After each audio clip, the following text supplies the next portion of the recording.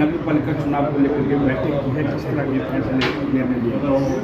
देखिए, आज कालावाड़ी नगर के तमाम कार्यकर्ताओं से रायशुमारी की आए हैं। मेरे साथ हमारे जिला के प्रधान जसप्रीत शाह जी और हमारे मास्टर फतेह सिंह जी, जिन्होंने चुनाव लड़ा कालावाड़ी से, और हमारे जिला साहब शहरी प्रधान, सबसे और सब लोगों से आपसी एक चर्चा है ताकि जो नगर पालिका का चुनाव है इसको Indian National Lokdal ward wise और चेयरमैन का जो चुनाव है इसको मजबूती से हम लोग लड़ेंगे।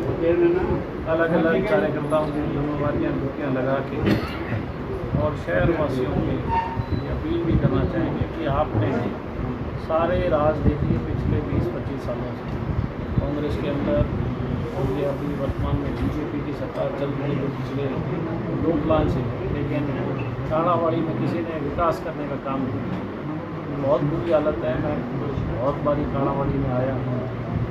जब भी बरसात आती है तो 3-3 फुट पानी जो है वो खड़ा हो जाता है। व्यापारी बहुत तंग है, जो राहगीर है यहाँ से आने जाने वाले लोग बड़े परेशान हैं। और सबसे बड़ी विडम्बना लोगों की है कि ना कालावाड़ी में तहसील है, ना कालावाड़ी में कोई अफसर बैठते हैं। तो ये तमाम चीज़ें तभी संभव हो पाएगी जब मुख्य विपक्ष के तौर पे इंडियन नेशनल लोकदल अपनी बड़ी जिम्मेवारी निभा रहा है। और हम लोग भी लोगों से अपील करना चाहते हैं कि आप भी इस बात का निर्णय और फैसला लें कि आपने कांग्रेस और बीजेपी दोनों को देख लिया, दोनों के 10-10 साल के रहा, लेकिन कालावाड़ी का भला नहीं किया। तो कालावाड़ी में इंडियन नेशनल लोकदल अपनी छोटी सरकार बनाए ताकि हम लोग कालावाड़ी का सामूहिक विकास कर सके और तमाम कार्यकर्ताओं की रायशुमारी के माध्यम से एक अच्छा नुमाइंदा कालावाड़ी को देने का काम हम लोग करेंगे। इनेलो ये इलेक्शन सिंबल पे लड़ेगी या विदाउट सिंबल? देखिए, अभी तो आपसी एक चर्चा है, बातचीत चल रही है। जो भी फैसला होगा, आज मैं आया हूँ बैठक में, निश्चित तौर पे हमारी जो कोर टीम है उसके साथ हम चर्चा करेंगे। जो भी कोर टीम का फैसला होगा, जिस तरीके से अगर सिंबल पे लड़ना है या बिना सिंबल लड़ना है, कोर टीम फैसला करेगी। मेरे से ऊपर जो है हमारे प्रदेश जो हमारे प्रदेश अध्यक्ष का फैसला होगा वो फैसला हम लागू करने का काम करेंगे। देवलाल जी, आपने संबोधन में कहा कि दिशाहीन लोगों के हाथ में सरकार आ गई है, उस पर क्या कहना चाहेंगे? मैंने तो बड़ी गौर से विधायक बनने के बाद सरकार की कार्यप्रणाली देखी, विधानसभा के अंदर भी इस तरीके से गैर जिम्मेदाराना रवैया इस बीजेपी सरकार ने बना रखा है। और बड़े विडम्बना है कि जो विपक्ष में कांग्रेस है वो तो उनसे भी बदतर है। ना तो कोई जनहित के मुद्दे की बात करते हैं, ना कोई हरियाणा के विकास की बात करते हैं। आज तो ये आलम है कि जो बच्चे नौकरियों में लगे थे, वो बड़ा ढोल पीटते थे बिना खर्ची बिना पर्ची, उन बच्चों को वापस घर भेजा जा रहा है। बहुत से डिपार्टमेंट में, शिक्षा विभाग में जो बच्चे शिक्षा के रूप में भर्ती हुए रोजगार निगम में, वो घर आ गए। अब जो बेटी और हमारा बेटा पढ़ा लिखा जब भर्ती हुआ रोजगार निगम में, ये सोच के हुआ कि मैं भविष्य मेरा सुरक्षित है, लेकिन जब वो घर आया तो उसके हाथ मायूसी है।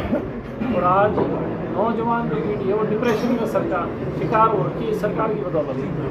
किसान तक है, व्यापारी तक है। जिस तरीके से आपको अंदाज़ा नहीं होगा कि अभी जो ये शराब के टेंडर चुके हैं, 2 जिलों में गैंगस्टर्स ने शरेआम चैलेंज किया कि उन जिलों में अगर कोई बोली देगा तो हम उसे गोली से उड़ा देंगे।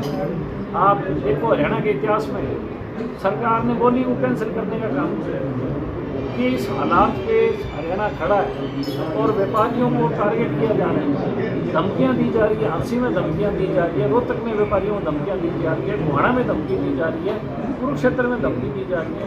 हर जगह व्यापारियों को कोई ना कोई फिरौती के लिए फ़ोन करता है, कोई ना कोई किसी दबाव के अंदर पैसा इठने के लिए।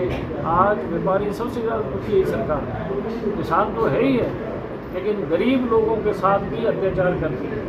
गरीबों के पीड़े काटे जा रहे हैं। गरीब को सुविधा के नाम पे एक बहुत बड़े षड्यंत्र के तहत उसे फंसाया जा रहा है फैमिली आईडी के अंदर। अब किसी गरीब का बच्चा अगर नौकरी लग जाए और 2 पैसे कमाने लग जाए तो उसे कह दिया जाता है कि तेरे को कोई सुविधा नहीं मिलेगी क्योंकि तेरा बच्चा कमा रहा है। अगर उसके घर में 6 से 7 लोग हैं कमाने वाला तो एक है, लेकिन 5 लोगों को सुविधा नहीं मिलती और ये कह के उनकी सुविधा काट दी जाती है कि आपके घर में एक जना नौकरी है।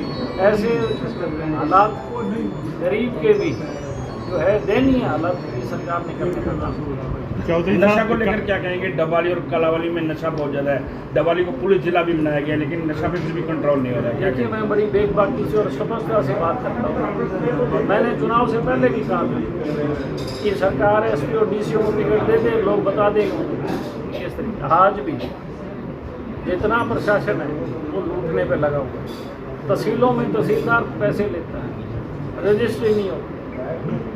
आप थानों में जाओ, भ्रष्टाचार का आलम हर जगह जो है सरकार ने खुली छूट दे रखी है और ये चिट्टे का और ये बहुत बड़ा प्रभाव हमारी नौजवान पीढ़ी पे है।